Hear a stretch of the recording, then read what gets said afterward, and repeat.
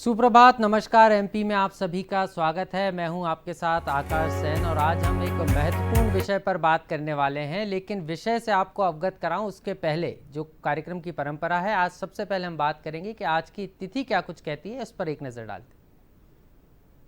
और आज की तिथि की अगर हम बात करें तो विक्रम संवत 2080 है, फाल्गुन माह के कृष्ण पक्ष की षष्ठी तिथि है, दिन है शुक्रवार, दिनांक है 1 मार्च 2024। और ये हमने आज की आपको तिथि बताई और इसके साथ साथ आज का इतिहास क्या कुछ कहता है, क्या कुछ खास 1 मार्च को घटा था आज के दिन, वो भी आपको बताते हैं और एक नज़र डालते हैं आज के इतिहास पर। और आज के इतिहास की अगर हम बात करें तो 1680 में ब्रिटेन को मद्रास में बिजनेस सेंटर बनाने की इजाज़त आज ही के दिन मिली थी। इसके अलावा 1872 की अगर हम बात करें तो अमेरिका में दुनिया का पहला राष्ट्रीय पार्क आज ही के दिन स्थापित किया गया था। पश्चिमी अमेरिका में स्थित येलोस्टोन नेशनल पार्क को यूनेस्को ने विश्व धरोहर भी घोषित किया है। इसके अलावा 1909 की अगर हम बात करें तो Tata iron and steel company की आज ही के दिन स्थापना हुई थी। 1954 में अमेरिका ने बिकनी द्वीप पर हाइड्रोजन बम का आज ही के दिन परीक्षण किया था। इसे मानव इतिहास का उस समय तक का सबसे शक्तिशाली विस्फोटक बताया गया था। इसके अलावा अगर हम बात करें 1969 की तो पहली सुपरफास्ट ट्रेन राजधानी एक्सप्रेस नई दिल्ली और कलकत्ता के बीच आज ही के दिन उसकी शुरुआत हुई थी, चलाई गई थी। और 1983 की अगर हम बात करें तो भारतीय महिला मुक्केबाज मैरी कॉम का आज जो है जन्मदिन है। दूरदर्शन की तरफ से भी उनको जन्मदिन की ढेर सारी बधाई और शुभकामनाएं। तो मैरी कॉम का जन्मदिन भी है और आज का इतिहास आज आपको हमने बताया है। इसके साथ साथ कार्यक्रम की शुरुआत करेंगे शुभ विचार के साथ। तो एक नज़र शुभ विचार पर। जब लोग आपका साथ छोड़ दें तो निराश ना हो, क्योंकि यही लोग आपको अकेला चलना सिखाते हैं। तो निराश नहीं होना है, उमंग अपने जीवन में रखना है। और इसी के साथ कार्यक्रम की शुरुआत करेंगे। मेरे साथ दो खास मेहमान जुड़े हैं और सबसे पहले आपको मैं विषय बता देता हूं। आज एक महत्वपूर्ण विषय पर आज हम चर्चा करने वाले हैं, शास्त्रीय संगीत और रोजगार, और इसके साथ साथ कैरियर का चुनाव कैसे करें। इन दो महत्वपूर्ण विषयों पर आज हम चर्चा करेंगे और दो खास मेहमान मेरे साथ मौजूद हैं। मेरे साथ बरकतुल्लाह विश्वविद्यालय के जो कुलपति हैं, जिनको अब कुलगुरु भी कहा जाने लगा है, डॉक्टर एस.के. जैन सर हैं। सर बहुत बहुत स्वागत है दूरदर्शन में आप। नमस्कार, मैं प्रोफेसर सुरेश जैन, कुलगुरु बरकतुल्लाह विश्वविद्यालय, आपको सुप्रभात करता हूँ, नमन करता हूँ। और इसके अलावा मेरे साथ सुंदरलाल करेले जी हैं, शास्त्रीय संगीत के जानकार हैं और बांसुरी वादक हैं। सर आपका भी बहुत बहुत स्वागत है। नमस्कार, मैं सुंदरलाल करेले, शास्त्रीय संगीत का बांसुरी वादक और संगीत गुरु भी हूँ। तो कार्यक्रम की इसके साथ शुरुआत करेंगे और कैरियर का चुनाव कैसे करें, क्योंकि अगर हम बात करें तो 12वीं के एग्ज़ाम जो हैं संपन्न हो चुके हैं और इसके बाद अब जो 12वीं में पढ़ने वाले बच्चे हैं, विद्यार्थी हैं, उनको अपने आगे का कैरियर कैसे चुनना है, उनके सामने कई सारी चुनौतियां होती हैं। उन चुनौतियों का सामना कैसे करना है, इस पर आज हम चर्चा करने वाले हैं। लेकिन दर्शकों, ये सजीव फ़ोन इन लाइव कार्यक्रम है और यहाँ पर आप हमारे जो विशेषज्ञ हैं उनसे सीधे टेलीफोन के ज़रिए जुड़ सकते हैं। टेलीफोन नंबर्स आपकी स्क्रीन पर बताए जा रहे हैं, मैं भी आपको बता रहा हूँ, नोट कीजिएगा।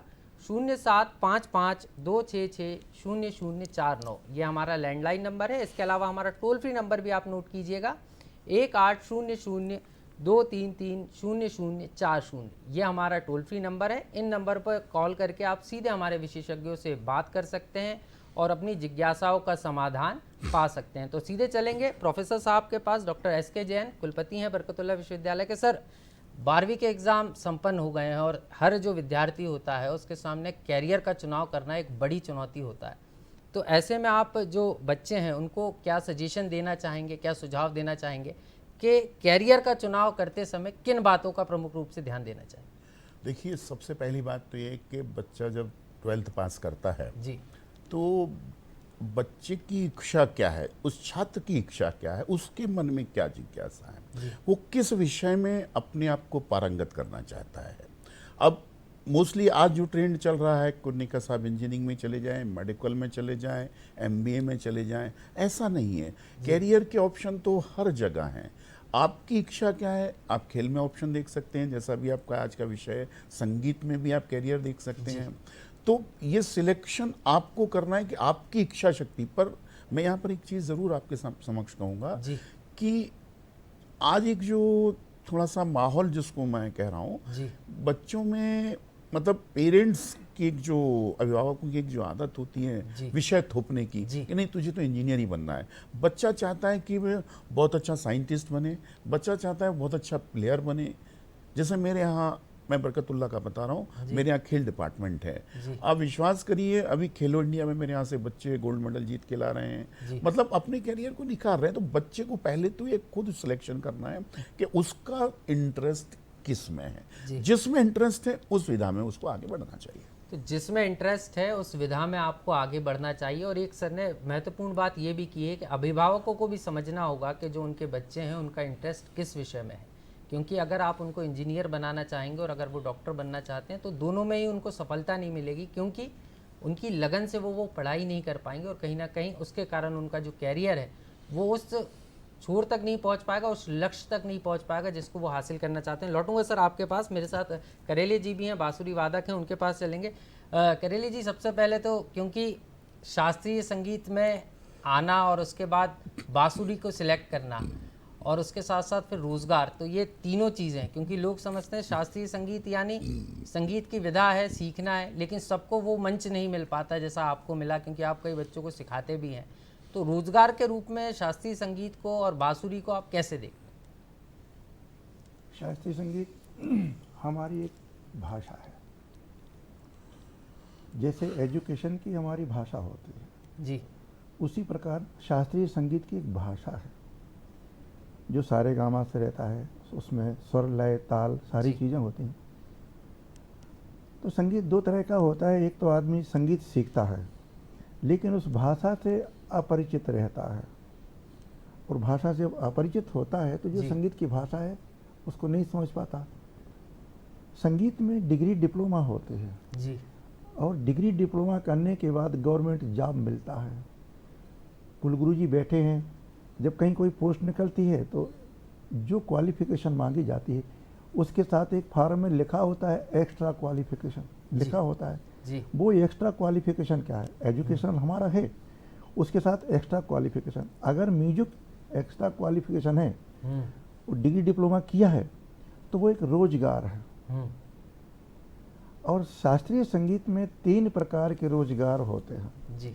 शास्त्रीय संगीत की डिग्री डिप्लोमा करने के बाद गवर्नमेंट जॉब लगता है।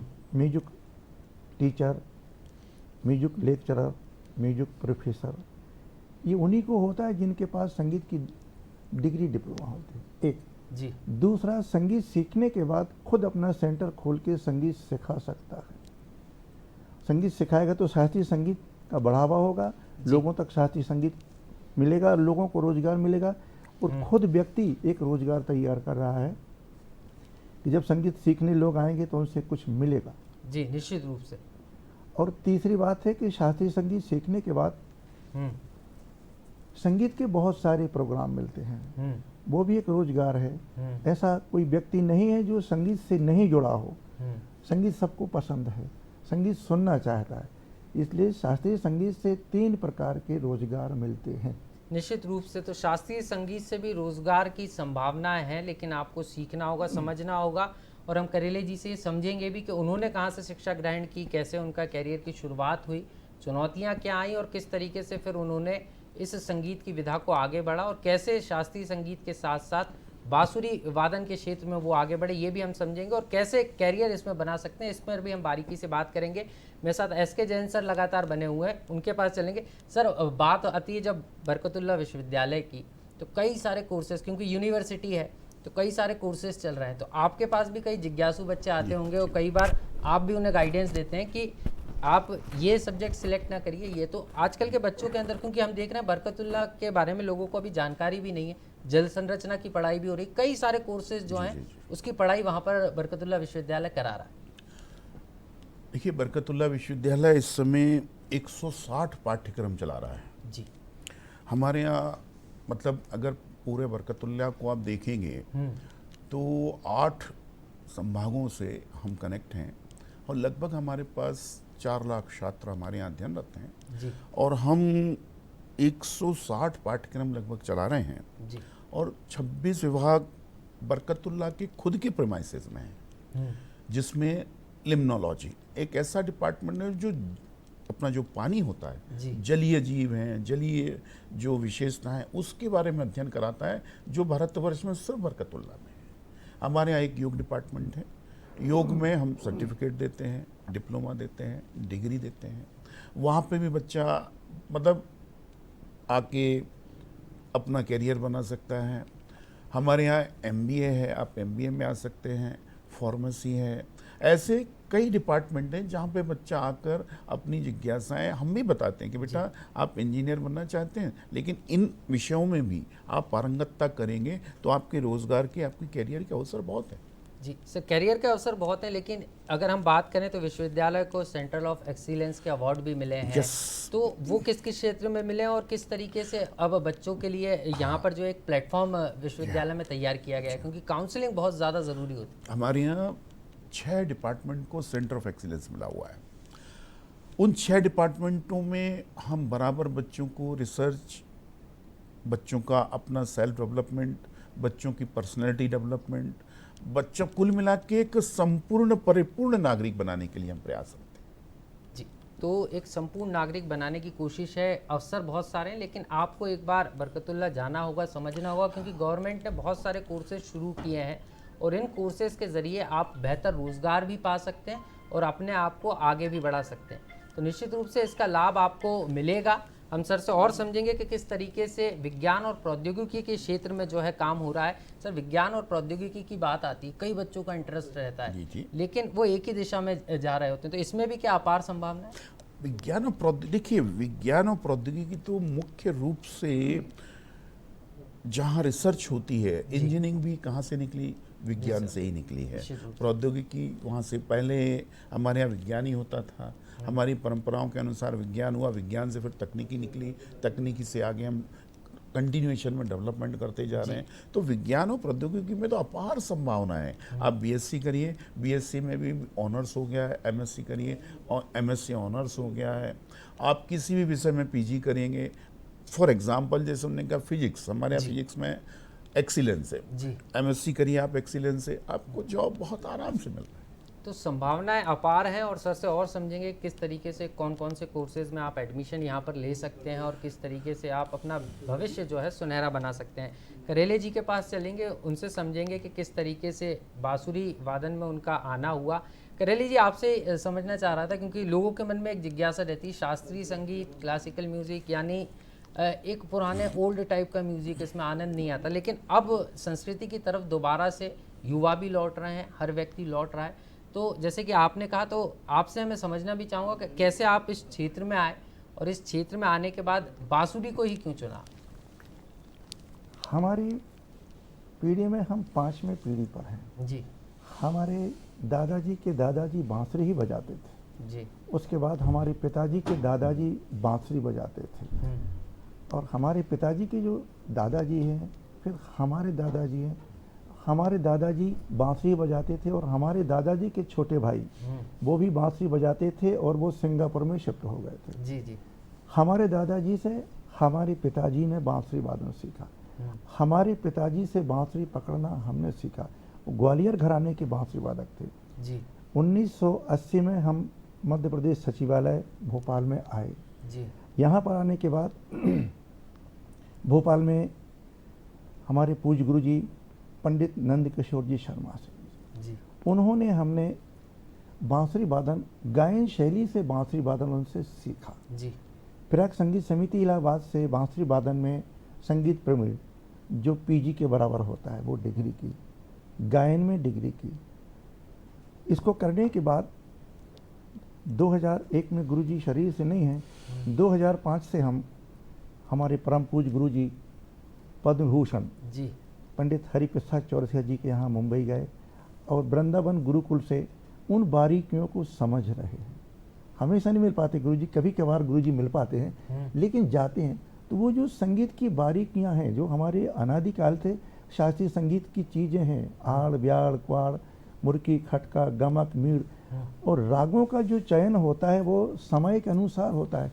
उन चीज़ों को सीखने से हमारी जो भारतीय संस्कृति है वो यथावत बनी रहती है। निश्चित रूप से यथावत बनी रहती है। हम करेले जी से एक चीज़ और समझेंगे। सर, लौटूंगा आपके पास लेकिन बात यहाँ पर कैरियर के चुनाव की भी हो रही है दर्शकों को। कैरियर का चुनाव आपको करना है तो किन सावधानियों को आपको बरतना होगा, क्योंकि जो भी विद्यार्थी 12वीं कक्षा पास करके उत्तीर्ण करने के बाद जब कॉलेज में जाएगा तो किन महत्वपूर्ण चीज़ों का ध्यान उसे रखना है, इस पर भी आज हम चर्चा कर रहे हैं। बीयू के जो कुलपति हैं वो मेरे साथ मौजूद हैं। अगर आपके मन में कोई सवाल है तो वो भी आप सीधे टेलीफोन लाइन पे हमारे कॉल करके संपर्क कर सकते हैं हमसे। टेलीविज़न स्क्रीन पर आपको टेलीफोन नंबर्स दिखाए जा रहे हैं, उन पर आप संपर्क कर सकते हैं। मैं भी आपको टेलीफोन नंबर बता रहा हूँ, नोट कीजिएगा 0755-266-0049, ये हमारा लैंडलाइन नंबर है। इसके अलावा टोल फ्री नंबर भी नोट कीजिएगा 1800-233-0040, ये हमारा टोल फ्री नंबर है। इन नंबरों पर कॉल करके आप सीधे हमारे इस कार्यक्रम से जुड़ सकते हैं और अपनी जो जिज्ञासा है, जो सवाल है, उनका समाधान, उनका जवाब जो है हमारे एक्सपर्ट से जान सकते हैं। प्रोफेसर साहब के पास आएंगे। डॉक्टर साहब, चीज़ एक और समझना चाह रहा था, क्योंकि बात होती है जब भाषाओं की, हम कहते हैं भाषाओं में भी बहुत रोजगार की संभावना है, टूरिज्म बहुत तेज़ी से बढ़ रहा है, तो यहाँ पर लैंग्वेज बैरियर जो है निकल कर आता है। तो एक कॉलर हमारे साथ जुड़ गए हैं सर, लौटूंगा आपके पास। बहुत बहुत स्वागत है अतुल जी आपका दूरदर्शन मध्य प्रदेश में। नमस्कार जी, सवाल पूछिए सर। मेरा वाइस चांसलर साहब से एक सवाल कहिए या सुझाव कहिए कि स्कूलों में जो बच्चे अध्ययनरत हैं उनको इस तरह का गाइडेंस मिल पाए, और जो हमारे कॉलेजेस में यूनिवर्सिटी के द्वारा अच्छे कोर्सेज चलाए जा रहे हैं, तो कॉलेज इन स्कूलों के साथ कैसे संपर्क स्थापित कर सकते हैं ताकि स्कूल के विद्यार्थियों को इस तरह का गाइडेंस मिल सके। सुझाव के लिए आपका बहुत बहुत धन्यवाद। जहाँ तक मैं बरकतुल्लाह विश्वविद्यालय की बात कर रहा हूँ, हमारे यहाँ कैरियर गाइडेंस का भी एक सेल है। बरकतुल्लाह विश्वविद्यालय में आप कभी भी आ सकते हैं, आप हमारे एक्सपर्ट से चर्चा कर सकते हैं, किसी भी तरह का मार्गदर्शन प्राप्त कर सकते हैं और वो बच्चे को सही राह दिखाएंगे, ऐसा मेरा अपना विश्वास है। इवन मैं खुद, बच्चे कभी आते हैं मेरे पास, सर ये थोड़ा सा समस्या आ रही है, मुझे कैसे सिलेक्शन, तो मैं भी गाइड करता हूँ, ऐसा नहीं अपने को ऐसा करना चाहिए, तो बच्चे उसको एक्सेप्ट करते हैं। तो आपके सुझाव पर हम अपने विश्वविद्यालय से कोशिश करेंगे कि कुछ गाइड, मतलब कुछ प्रोफेसर्स या कुछ हमारे सहयोगी स्कूलों में जाकर बच्चों को ये बता सकें कि आपको इस तरह से सिलेक्शन करना चाहिए।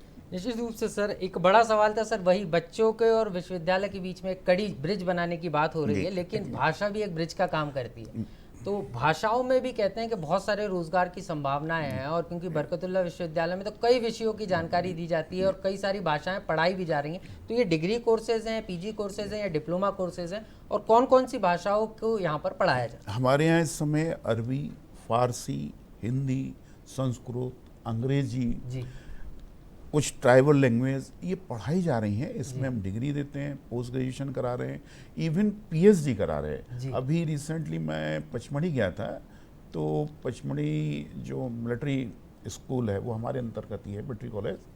तो उनके जो बॉस हैं उनसे चर्चा हुई, तो उन्होंने कहा, बोले सर हम अरबी और फारसी आपके यहाँ से, अपने जो अधिकारी हैं कोडिंग के लिए उनके शायद काम आती है, तो हम चाहते हैं कि आप अरबी और फारसी अपने प्रोफेसर से कहें कि हमारे यहाँ पढ़ाएं, या हम अपने अधिकारियों को आपके यहाँ।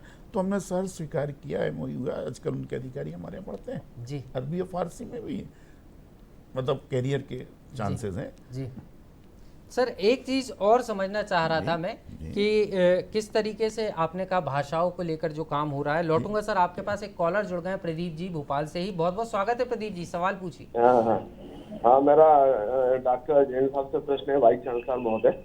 डॉक्टर साहब, सबसे पहले तो आपको 2024 की हार्दिक शुभकामनाएं। आपसे 2024 में पहली बार बात हो रही है। हाँ जी, नमस्कार आपको भी। जी, मैं सर ये पूछना चाहता हूँ कि नई शिक्षा नीति और कैरियर का चुनाव, ये आप इसको किस तरीके से देखते हैं? मेरा प्रश्न आपसे पहला है। दूसरा प्रश्न मेरा शिक्षा से, वो संगीत पर है कि वर्तमान समय में जो भागती दौड़ती दुनिया है उसमें शास्त्रीय संगीत की शिक्षा के लिए युवाओं का कितना रुझान रहेगा? रोजगार तो दूर की बात है। जी बिल्कुल, दोनों सवालों का जवाब लेंगे। बहुत बहुत शुक्रिया प्रदीप जी हमारे साथ जुड़ने के लिए। तो सर, सबसे पहला सवाल तो आप ही से था। तो साहू जी, सवाल आपका वास्तव में बहुत अच्छा है, आपको मैं धन्यवाद देता हूं। और साथ में आपसे एक सवाल मैं खुद भी कर रहा हूं, क्या आपने नई शिक्षा नीति पढ़ी है या उसके बारे में सुना है? अगर सुना है और पढ़ा है तो बहुत अच्छी बात है, और अगर नहीं सुना नहीं पढ़ा तो मेरा एक आग्रह है, गूगल पे आप डालेंगे राष्ट्रीय शिक्षा नीति 2020, एक 60-65 पेज हैं, पढ़ेंगे तो आपको आनंद आ जाएगा। नई शिक्षा नीति खुद ही कह रही है कि बच्चे को जो हम शिक्षा दे रहे हैं वो रोजगार परक शिक्षा देना है। बच्चे को गुणवत्ता युक्त रोजगार परक शिक्षा देते हुए, मैं जीस्ट बता रहा हूँ नई शिक्षा नीति का आपको, जीस्ट मतलब सारांश छोटा सा, कि रोजगार परक शिक्षा देते हुए उच्च गुणवत्ता युक्त, यानी कि वो क्या कह रहे हैं, आधुनिक संसाधनों का उपयोग करते हुए रोजगार परक उच्च गुणवत्ता शिक्षा देते हुए श्रेष्ठ भारतीय नागरिक तैयार करना, ये उसकी बेसिक थी। तो ये बेसिक थीम है इसकी। और सीधे तौर पर अगर हम बात करें तो सर ने ये बताया है कि इसी को ध्यान में रखकर जो कोर्स हैं वो डिज़ाइन किए गए हैं कि बच्चे जो हैं सिर्फ पढ़ाई ना करें, पढ़ाई के बाद, डिग्री के बाद उनको रोज़गार भी मिले। और दूसरा सवाल जो है प्रदीप जी का करेले जी से था, सुंदरलाल करेले जी से, उनसे भी समझ लेते हैं। सर, वर्तमान में आप कैसे देख रहे हैं, क्योंकि अब लोगों के तो सवाल भी आ रहे हैं कि वर्तमान दौर में शास्त्रीय संगीत को कहाँ पाते हैं, और आपको लगता है कि युवाओं का रुझान इस ओर है? साहू जी को हमारा नमस्कार। उन्होंने बहुत अच्छी बात पूछी। हर जगह एक दौड़ चल रही है। आपने भी सुना होगा, करोड़ों लोग एजुकेशन प्राप्त करने के बाद बेरोजगार हैं और करोड़ों लोगों को जॉब भी लग रहा है। जी, लगता है जी। उसी कड़ी में भारतीय शास्त्रीय संगीत हमारा एक विषय है। इससे बहुत लोग अछूते हैं, दूर हैं, और वो इसलिए नहीं है कि संगीत के जो गुरुजन हैं जी, वो शास्त्रीय संगीत को सिखाते हैं, सिखाने वाले कम हैं। दूसरी ये भी बात है कि शास्त्रीय संगीत की जो भाषा है उसको जानने वाले कम हैं। जब जानने वाले कम होंगे तो उस भाषा को हम समझ नहीं पाएंगे, रोजगार के अवसर नहीं हो पाएंगे। अब वर्तमान में संगीत की जो एक वो चल रही है, लोग हर आदमी गाता बजाता है, सुनता है, तो शास्त्रीय संगीत को छोड़ करके जैसे फिल्मी संगीत से बात कही जाए तो इसको ऐसा माना जाए कि डेली न्यूज़पेपर, फिल्मी संगीत को डेली न्यूज़पेपर, क्योंकि फिल्मी संगीत में कंपोजिशन की जाती है। कंपोजिशन उसके हिसाब से किया जाता है कि जिस प्रकार की फिल्म में सिचुएशन है उसके हिसाब से वो गाना तैयार किया जाता है, जो उच्च समय तक चलता है, कुछ समय तक चलता है। लेकिन शास्त्रीय संगीत एक ऐसी भाषा है कि उसको सीखने के बाद युवाओं को इतना रोजगार मिलता है। जैसे हमारे यहाँ लोग आते हैं तो दो तरह के लोग आते हैं, पेंशनर भी आते हैं, 60 साल से ऊपर के लोग आते हैं, क्योंकि जॉब कर लिया, सब कुछ कर लिया, अब हमारा समय तो निकल नहीं रहा, तो संगीत सीखते हैं। और स्टूडेंट्स को हमारा ये कहना है कि अगर वो शास्त्रीय संगीत सीखते हैं तो शास्त्रीय संगीत की एक विशेषता होती है कि उनका जो मस्तिष्क है बहुत ज़्यादा एक्टिव हो जाता है। निश्चित रूप से धुनों से असर तो पड़ता है सर, और मानसिक रूप से अगर हम बात करें तो शांति भी मन को मिलती है। और इसी के साथ आप हमारे दर्शकों को कुछ बांसुरी के धुनें भी सुनाइए जिससे उनको भी ये आनंद आए। मैं चाहूँगा कि आप बांसुरी की धुनें भी हमारे दर्शकों को सुनाएं। जी।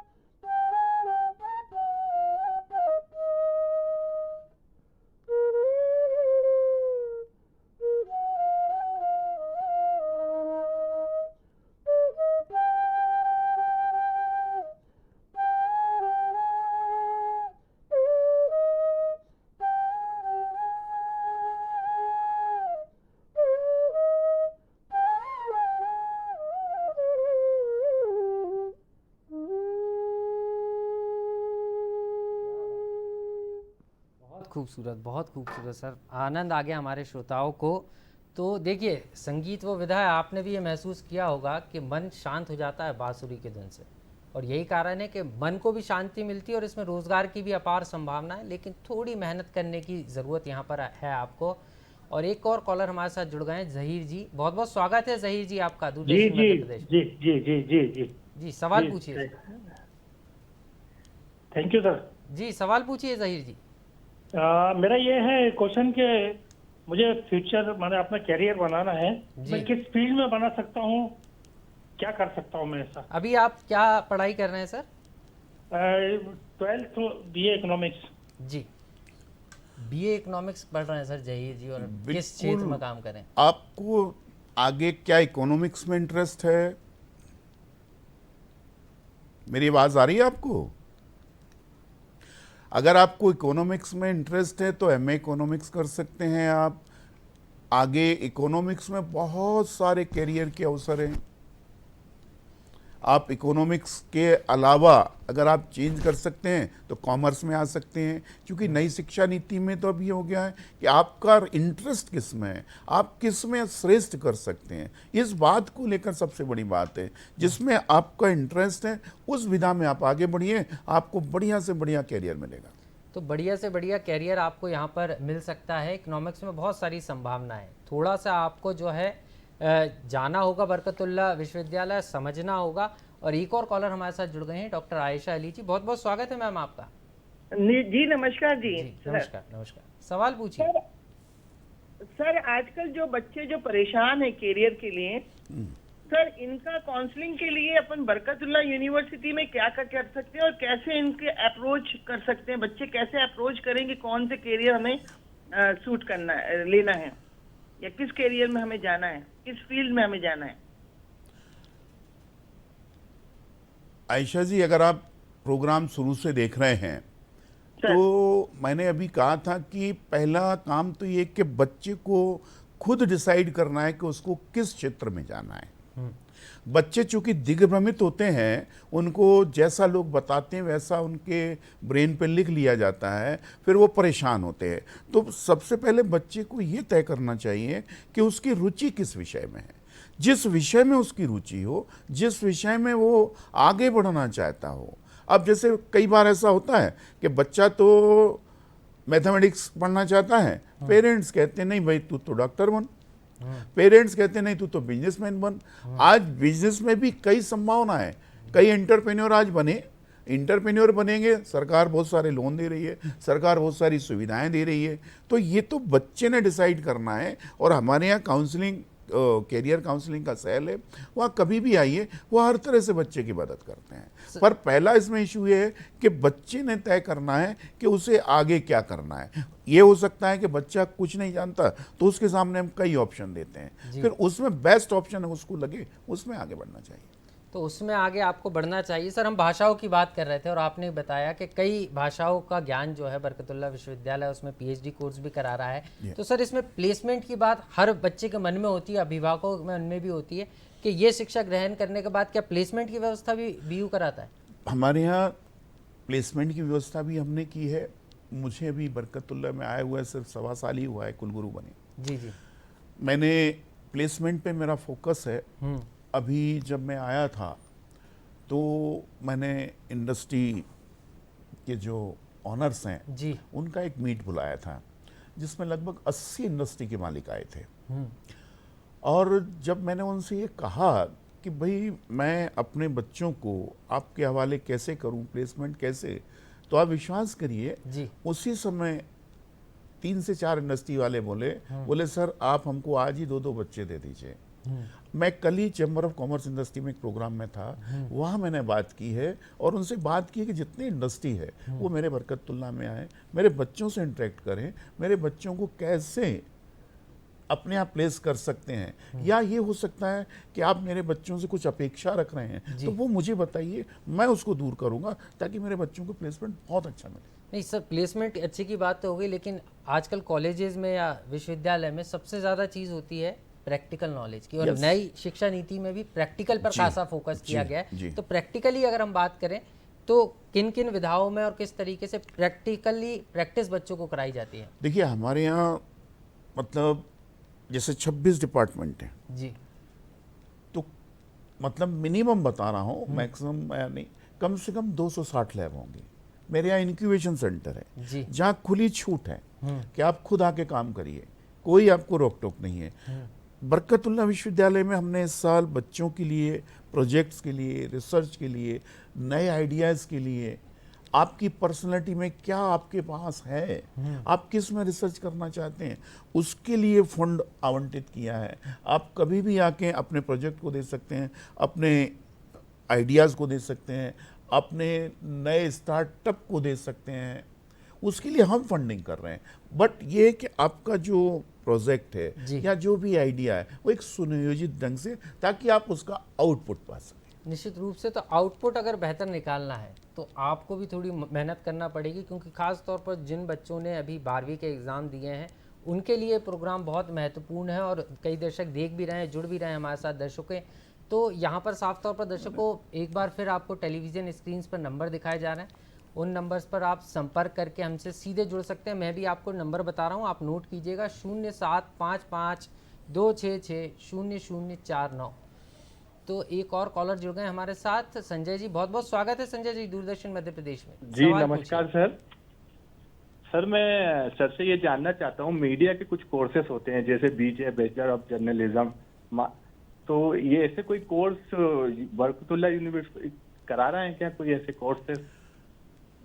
नहीं संजय जी, अभी मीडिया से संबंधित कोर्स हमारे यहाँ नहीं है। उसके लिए आपको MCU जाना पड़ेगा, माखनलाल चतुर्वेदी पत्रकारिता विश्वविद्यालय। अच्छा सर, मैंने सुना था सर कि कुछ पहले मीडिया के कुछ कोर्सेस वहाँ होते थे, पर उनका ये कहना है कि अभी वो रिसेंटली बंद हो गए हैं और वो सिर्फ खाली MJ वाले कोर्स वहाँ से कर सकते हैं जिन्होंने BJ बरकतुल्ला से किया हो। मैं इस बारे में तो आपको अभी, क्योंकि जहाँ तक है MCU में सारे कोर्स चल रहे हैं, तो बेहतर है आप MCU जाएं, तो शायद आपको एक स्पेशलाइजेशन हो जाएगा। जी। तो सर एक चीज़ और आती है, पहले डिस्टेंस एजुकेशन की बात बहुत होती थी, उसको लेकर भी क्या कोर्स अपने यहाँ संचालित हैं?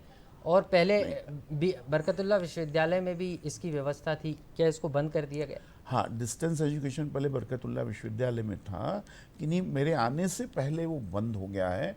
किन परिस्थितियों में बंद हुआ ये मेरे संज्ञान में नहीं है। सर आपको लगता है कि ये शुरू होना चाहिए डिस्टेंस एजुकेशन? क्योंकि कई बार रहता है कि जो वर्किंग लोग होते हैं वो काम के साथ जो है शिक्षा ग्रहण करना चाहते हैं, डिग्री कोर्स करना चाहते हैं, तो आपको लगता है कि ये ज़रूरी है?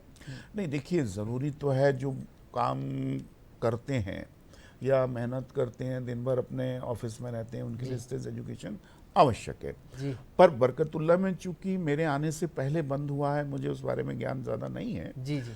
और उसके लिए जैसे जो लोग डिस्टेंस एजुकेशन से करना चाहते हैं, तो अभी भोज विश्वविद्यालय को बाकायदा सरकार की तरफ से भी वो मिल रहा है कि भाई ऐसे लोग हैं, उनको आप रजिस्टर्ड करिए। जो हमारे यहाँ रजिस्टर्ड नहीं हो पाए हैं वो शायद भोज में रजिस्टर्ड होंगे। सर एक चीज़ और समझना चाह रहा था, पढ़ाई के साथ साथ खेल, जी, तो खेलों का भी अपना महत्व है, और आप भी इस बात का जिक्र कर रहे थे कि कई बच्चे जो है राष्ट्रीय स्तर पर बरकतुल्ला विश्वविद्यालय और मध्य प्रदेश का नाम रोशन करके आए, तो खेलों में भी पढ़ाई के साथ साथ किस तरीके से कैरियर बना? देखिए पढ़ाई के साथ साथ खेलों में हमारे यहाँ पढ़ाई और खेल दोनों ही हो रहे हैं। जी। बच्चा खेल में, जैसे मेरे यहाँ खेल डिपार्टमेंट है, कई बच्चे हमारे यहाँ पढ़ भी रहे हैं, खेल भी रहे हैं। अभी आपको शायद याद होगा, हमारे यहाँ एक निधि पवैया करके लड़की है जिसको माननीय मोदी जी ने अपने मन की बात में उसका जिक्र किया। उस बच्ची की खास बात ये थी कि उसकी लगन इतनी प्यारी थी कि वो घायल होने के बाद भी, किसी कारण से घायल थी, इसके बाद खेली और गोल्ड मेडल जीत के लाई वो खेलो इंडिया में। ऐसे कई बच्चे हैं कि खेल में कैरियर हो जाए। खेल में तो क्या है, इतना मतलब जिसको बोलते हैं ना ब्राइट फ्यूचर है बच्चों का, क्योंकि लिमिटेड जगह खेल के पाठ्यक्रम चल रहे हैं। यहाँ से निकलने के बाद बच्चे सीधे जॉब पा जाते हैं। सर सीधे जॉब पा जाते हैं, लेकिन बात होती है व्यवस्थाओं की। जी। क्योंकि हर बच्चा चाहता है कि हमें एक बेहतर प्लेग्राउंड मिले, तो ये तमाम व्यवस्थाएं भी बरकतुल्ला विश्वविद्यालय बरकतुल्ला में सभी तरह की व्यवस्थाएं उपलब्ध हैं। बरकतुल्ला में 2 बड़े प्लेग्राउंड हैं, बरकतुल्ला में जिम है, बरकतुल्ला में क्या नहीं आप ये पूछे। तो बरकतुल्ला में सब कुछ है, बस आपको जाने की ज़रूरत है, समझने की ज़रूरत है। मतलब शिक्षा में संभावनाएं अपार हैं, एक सही दिशा की आपको ज़रूरत है, और वो सही दिशा अगर आपने पकड़ ली तो आप जो अपना लक्ष्य है वो हासिल कर सकते हैं और जीवन में सफल व्यक्ति बन सकते हैं। और सुंदरलाल कलेरे जी लगातार मेरे साथ बने हुए, उनकी तरफ चलेंगे। बांसुरी वादक हैं करेले जी, हम यह बात कर रहे थे कि रोज़गार की, और क्योंकि आप शास्त्रीय संगीत के जानकार भी हैं और इस भाषा को बहुत बेहतर तरीके से समझते भी हैं, और अब तमाम जगह ये बात होने लगी कि शास्त्रीय संगीत में भी बहुत सारी रोज़गार की संभावना है। तो आपसे यही समझना चाह रहा था, क्या युवाओं का रुझान इस ओर आ रहा है? क्योंकि आप स्कूल भी चलाते हैं शास्त्रीय संगीत का, तो वो बच्चे वैसे आ रहे हैं क्या? और फिर बच्चे अगर शास्त्रीय संगीत सीखते हैं तो उनके लिए कहाँ कहाँ पर अवसर कैसे खुलते हैं? क्योंकि इसके बारे में भी बच्चों को अभी जानकारी नहीं है। कई बच्चे शौकिया तौर पर सीखते हैं लेकिन उसको रोज़गार का माध्यम नहीं बनाना चाहते, क्योंकि उनको लगता है कि शास्त्रीय संगीत है, फिल्मी संगीत होता तो शायद कैरियर बन जाता। जी, संगीत दो तरह का होता है। एक ऐसे लोग हैं जो संगीत तो सिखाते हैं लेकिन संगीत की भाषा उनके यहाँ नहीं है। जी, हमारे यहाँ शास्त्रीय संगीत सिखाया जाता है। हमारा सेंटर है भारत सरकार से प्राचीन कला केंद्र चंडीगढ़, राजा मान सिंह तोमर संगीत कला विश्वविद्यालय ग्वालियर से एफिलिएटेड है। और जो संगीत सिखाया जाता है वो भारतीय शास्त्रीय संगीत, जैसे हमारे यहाँ दो बातें ज़्यादा सिखाई जाती, गायन और बांसुरी। इसको सीखने के लिए हमारा गुरुकुल है, और गुरुकुल पद्धति वो कहलाती है जहाँ गुरुजी परिवार के साथ खुद रहते हैं, वो गुरुकुल पद्धति है। जो हमारे अनादिकाल से गुरुकुल पद्धति है, जी जी, उसी गुरुकुल पद्धति से हमारे यहाँ संगीत सिखाया जाता है, गायन और बांसुरी। और हमारे यहाँ कई प्रकार के लोग आते हैं, स्टूडेंट भी आते हैं, सभी लोग आते हैं। संगीत सीखने के बाद बहुत सारे लोग, बहुत लोग गवर्नमेंट जॉब में पहुँचे हैं, बहुत लोग बाहर प्रोग्राम देते हैं। यहाँ तक कि विदेशों में, यूएसए में हमारे 4 स्टूडेंट हैं जो वहाँ जाके उन्होंने गवर्नमेंट जॉब छोड़ के संगीत का ही कर रहे हैं। यूरोप में भी है, यूएई में भी है, क्योंकि ये ऐसी विधा है कि जिसको सीखने के बाद रोजगार के अवसर होते ही हैं। और वही भारतीय शास्त्रीय संगीत की जो विधा है, डिग्री डिप्लोमा किया जाता है, हमारे यहाँ पीजी तक की परीक्षाएं संचालित की जाती हैं। तो कहीं हम जब बात करते हैं कि आप पढ़े लिखे हैं, तो कोई भी पूछता है कि अगर पढ़े लिखे हो जिस विषय में, उसका कोई प्रमाण पत्र है क्या? निश्चित रूप से यदि एक एक्स्ट्रा प्रमाण पत्र डिग्री नहीं रहेगी है तो कैसे माना जाएगा? निश्चित रूप से तो प्रमाण ये पत्र। प्रमाण पत्र जो हमारे यहाँ दिए जाते हैं, प्राचीन कला केंद्र चंडीगढ़, राजा मान सिंह तोमर संगीत कला विश्वविद्यालय, जी जी जी, तो वो प्रमाण पत्र ये सिद्ध करते हैं कि हमने भारतीय शास्त्रीय संगीत को सीखा है। और अगर हम कहीं संगीत सिखाएंगे तो उसकी भाषा हमारे पास है, किस प्रकार से सिखाया जाता है और किस प्रकार से सिखाया जाता है और किस प्रकार से सीखा जाता है, ये भी समझना होगा। क्योंकि संगीत की अगर हम बात करें तो एक पेशेंस और एक धैर्य जीवन में होना ज़रूरी है, तो वो भी ज़रूरी है। और इसी के साथ हम करेले जी से एक सुमधुर संगीत भी सुनेंगे, क्योंकि करेले जी बजाते बहुत खूबसूरत हैं, मनमोहक हैं और श्रोताओं को आनंदित कर देते हैं। करेले जी हमारे दर्शकों के लिए कुछ धुनें और।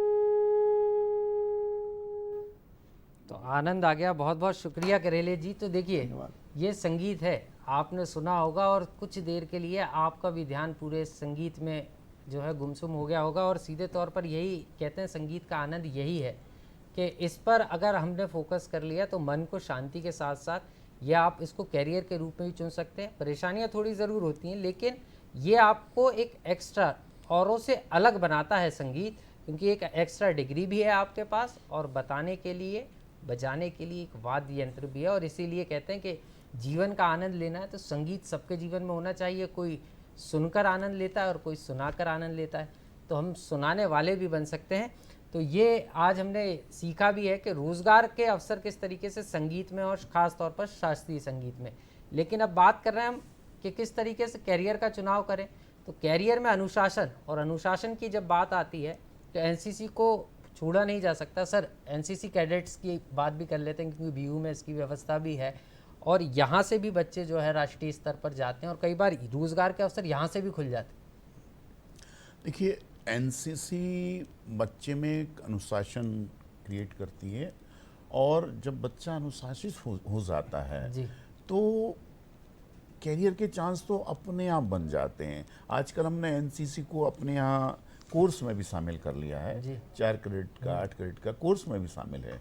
एनसीसी है, एनएसएस है, ये भी कोर्स में शामिल हुए हैं। जी। इससे बच्चे की जो पर्सनैलिटी है, जो ओवरऑल विकास है, वो होता है। जी, निश्चित। और उससे बच्चा क्या है, अपने अंदर एक जो जिसको बोलते हैं कॉन्फिडेंस, अपने अंदर एक कॉन्फिडेंस फील करके खुद आगे बढ़ने की कोशिश करता है। तो इसलिए एनसीसी बहुत महत्वपूर्ण चीज़ है आज के परिवेश सर में। महत्वपूर्ण तो है, लेकिन बात यहीं पर आती है जब बच्चे को इंटरव्यू फेस करना है। जी। तो यहाँ पर टीचर्स का मार्गदर्शन काफ़ी महत्वपूर्ण हो जाता है, क्योंकि जी। हम देखते हैं कि जब वाइवा होता है उस दौरान भी पीएचडी के कई कोर्सेज चल रहे जी। हैं, अपने आप को प्रेजेंट करना है। जी। और आज के समय पर कहा भी जाता है कि कॉलेजेस स्कूलों में इस पर खास जोर दिया जा रहा है। तो अपने यहाँ भी कोई ऐसी व्यवस्था है क्या बरकतुल्लाह विश्वविद्यालय में कि अलग से बच्चों को इसकी ट्रेनिंग दी जाए? हाँ, हम बिल्कुल समय समय पर इसके लेक्चर ऑर्गेनाइज कराते हैं, एक्सपर्ट्स को बुलाते हैं, जिसमें बच्चे की जैसे इंटरव्यू स्किल है, बच्चे का प्रेजेंटेशन है, बच्चे को कैसे प्रेजेंट करना चाहिए, ये सब बताते हैं। जैसे मैं कई बार पीएचडी के वाइवा में बैठता हूँ, तो अब वो तो बच्चा है, उसको जितना नॉलेज है उतना ही देगा ना। तो मैं बताता हूँ, बेटा ऐसे नहीं, आपको ऐसे इसको बताना है। तो जो इम्प्रेशन आपका जाएगा वो बहुत अच्छा जाएगा। तो फिर बच्चा उसको बोले हाँ sir I will do it. तो जो बच्चे इंटरेस्टेड हैं उनके लिए बरकतुल्लाह में बहुत सारी सुविधाएं। आप इवन बरकतुल्लाह में मैंने ये भी कर रखा है, बच्चों से भी कह रखा है कि अगर आप चाहते हैं कि मान लीजिए जैसे आप किसी विधा के एक्सपर्ट हैं कि मिस्टर सैन एक एक्स विधा के एक्सपर्ट हैं, आप उनको बुलाइए, आप उनके साथ बैठिए, जो भी व्यवस्थाएं होगी वो बरकतुल्लाह करेगा। तो उसमें बच्चे आते हैं, बच्चों को बाकायदा पर्सनैलिटी डेवलपमेंट के तौर पे ओपन मंच जो है एक तरीके से बरकतुल्लाह ने बनाया। सर एक चीज़ और आपसे समझना चाह रहा था, क्योंकि महत्वपूर्ण है, आजकल हर चीज़ में आर्टिफिशियल इंटेलिजेंस की खास तौर पर बात हो रही है और हर चीज़ अब मोबाइल पर आ गई या कंप्यूटर पर आ गई। तो यहाँ पर आपको इलेक्ट्रॉनिक ज्ञान और ख़ास तौर पर हम कहें सॉफ्टवेयर का ज्ञान होना ज़रूरी है। तो इसको लेकर भी, क्योंकि बच्चों को फॉर्म भरना है तो ऑनलाइन भरना है, कहीं परीक्षा फॉर्म भरना है तो वो ऑनलाइन भरना है, तो इसको लेकर भी क्या ट्रेनिंग देने का काम बरकतुल्लाह विश्वविद्यालय करता है? देखिए, आजकल कंप्यूटर फ्रेंडली जब से मोबाइल आया है और स्मार्टफोन आए हैं, तब से हर बच्चा, हर अभिभावक कंप्यूटर फ्रेंडली तो हो गया है। इसमें किसी प्रकार की कोई मतलब जिसको बोलते हैं ना ट्रेनिंग या उसकी आवश्यकता नहीं है। फिर भी अगर आपको आवश्यकता है तो हमारे यहाँ लोग बैठे हैं, आपको बिल्कुल मदद करते हैं, बताते हैं। कई बच्चे नहीं भर पाते हैं तो उनको बताते हैं, क्योंकि इतना आजकल वास्ट वो हो गया है। पर यहाँ मैं एक चीज़ और कहना चाहूँगा, जैसे आपने आर्टिफिशियल इंटेलिजेंस की बात करी, आर्टिफिशियल इंटेलिजेंस बहुत एडवांस टेक्नोलॉजी है जी। टेक्नोलॉजी का उपयोग मानवता के विकास के लिए हो, विनाश के लिए नहीं हो। आज क्या हो गया है कि हम टेक्नोलॉजी पर आधारित इतने हो गए हैं कि जहाँ देखो वहाँ टेक्नोलॉजी। आज जैसे बच्चों में, मैं क्षमा करिए बात को थोड़ा सा डाइवर्ट कर रहा हूँ, आज हम बच्चों में जो एक पढ़ने की पहले व्यवस्था होती थी, किताबें होती थी, लगन होती थी, नोट्स बनाते थे।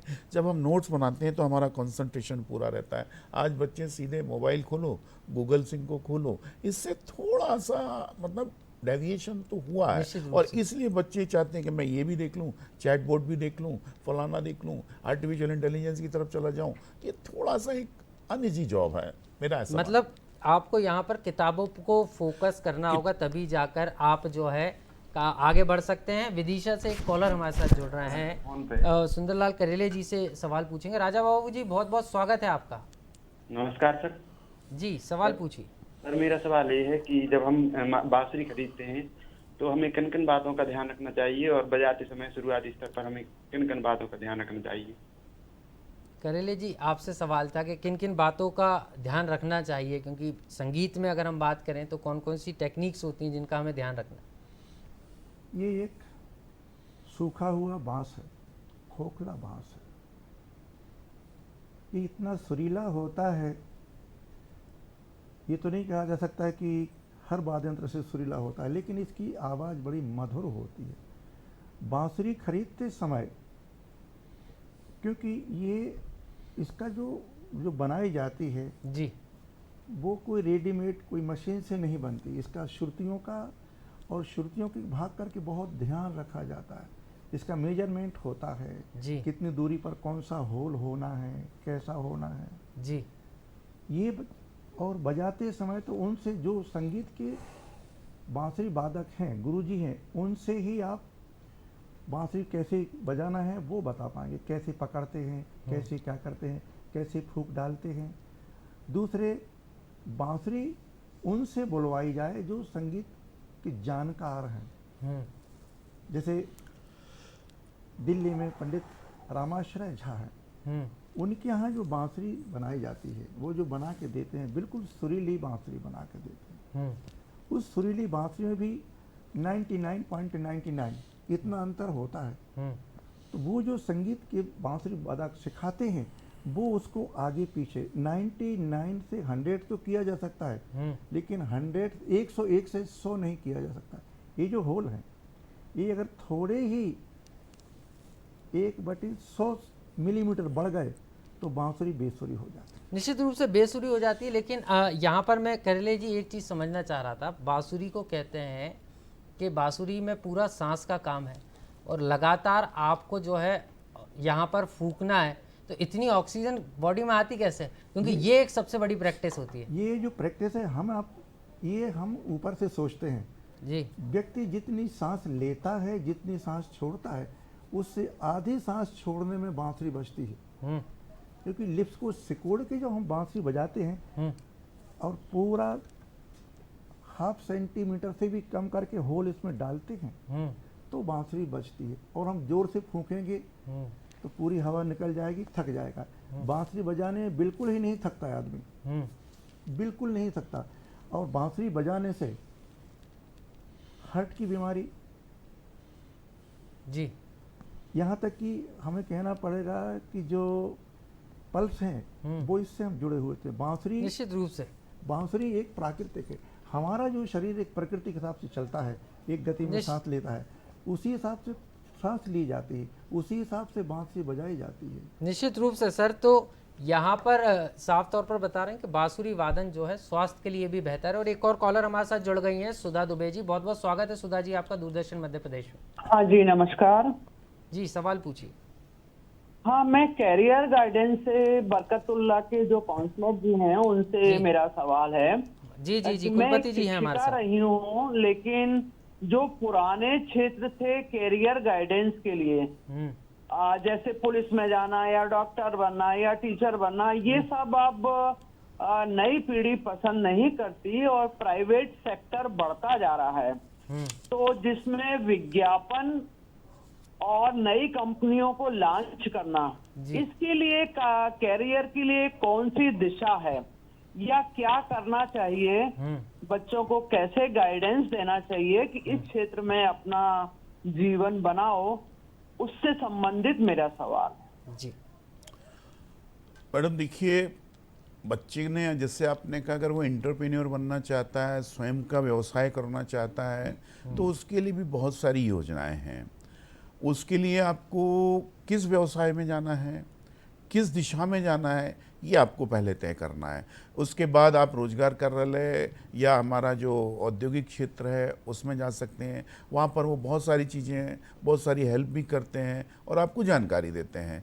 तो नए फील्ड में जाने के लिए आपको पहले इंटरेस्ट अपना बताना पड़ेगा कि मैं इस फील्ड में अपना कैरियर बनाना चाहता हूँ, उसके अकॉर्डिंग आपसे चर्चा हो सकती है।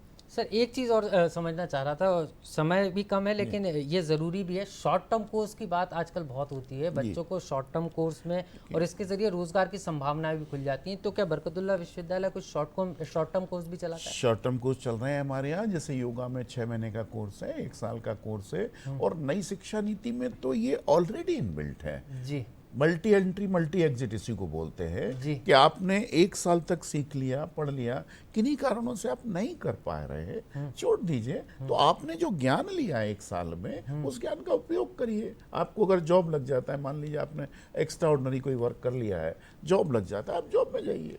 उसके बाद फिर लगता है कि नहीं मुझे कंप्लीट करना है, फिर लौट के आइए। छोटे कोर्स हमारे यहाँ चल रहे हैं 6 महीने के, 1 साल के, उसमें भी आप भाग ले सकते हैं। सर पीएचडी को लेकर लोगों के मन में कई सारे सवाल होते हैं, क्योंकि मास्टर्स कर ली, कई बच्चे एमफिल भी कर लेते हैं और उसके बाद पीएचडी की बारी आती है, तो क्या प्रोसेस होगी? क्योंकि जब पहली बार जो बच्चा पीएचडी के लिए फॉर्म डालता है, एंट्रेंस टेस्ट देता है, सिलेक्ट होता है, उसके बाद उसे समझ नहीं आता। गाइड तो अलॉट हो जाता है, लेकिन कई बार ऐसी भी चीज़ें होती हैं, गाइड अलॉट हो गया लेकिन उसे समझ नहीं आ रहा कि मैं विषय ये ले लिया और उसके बाद उस पर कैसे काम करना है।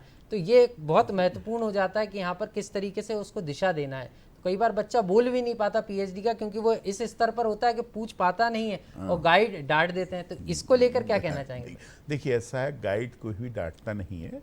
क्या होता है, बच्चा जब इनोसेंट होता है, बच्चा जब एक तो होता है जो पीएचडी में एंट्रेंस एग्जाम क्वालिफाई करता है, उस बच्चे को ये मालूम होना चाहिए कि उसको डायरेक्शन क्या लेना है। पहली बात, गाइड तो आपको हेल्प करते हैं, ठीक है, सारा पढ़ना आपको, हाँ आपको चूंकि आपके अंदर कितनी जिज्ञासा है, आप क्या करना चाहते हैं। पीएचडी कोई एक स्पेसिफिक कोर्स नहीं है, पीएचडी क्या रिसर्च वर्क है, शोध कार्य है। अब शोध में जैसे हम चले थे यहाँ से उत्तर की तरफ, अब उत्तर न जाते हुए जब हमारा शोध करते करते ऐसा हुआ कि बीच में ही कुछ ऐसा निकल आया कि हमारा काम हो गया।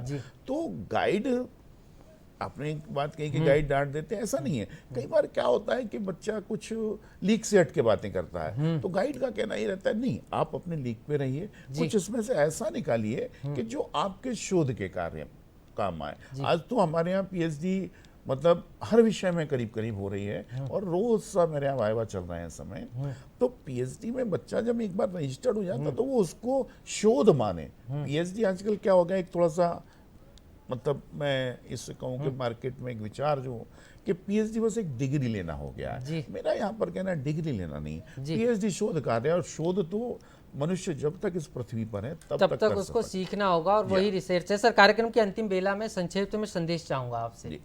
मैं तो यही कहना चाहूँगा कि जो बच्चे जिस विधा में अपना कैरियर बनाना चाहते हैं वो पहले अपने आप को उस लायक तैयार कर लें, दृढ़ निश्चयी हो जाए। कुल मिला के इतना कहना चाहूँगा, जिस तरह महाभारत में गुरु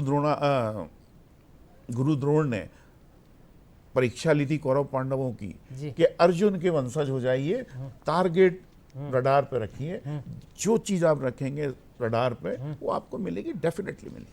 तो मिलेगी, संभावनाएं अपार हैं, लेकिन आपको लक्ष्य हासिल करने के लिए दिशा चाहिए और उस दिशा को पकड़िए। और करेले जी भी हमारे साथ हैं। सर अंतिम बेला में संदेश चाहूंगा संक्षिप्त में। भारतीय शास्त्रीय संगीत हमारी भाषा है, अनादिकाल से एक विरासत है। अगर उसको हम संभाल के रखेंगे तो हमारे देश में अच्छा रहेगा।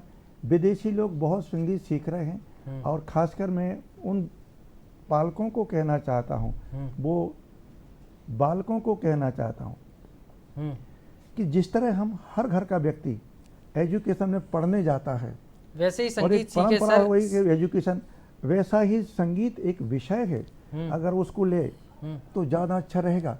दूसरा ये भी रहता है। ठीक है सर, बहुत बहुत शुक्रिया सर। कार्यक्रम में समय कम बचा है, बहुत बहुत शुक्रिया, आप दोनों मेहमान हमारे साथ जुड़े।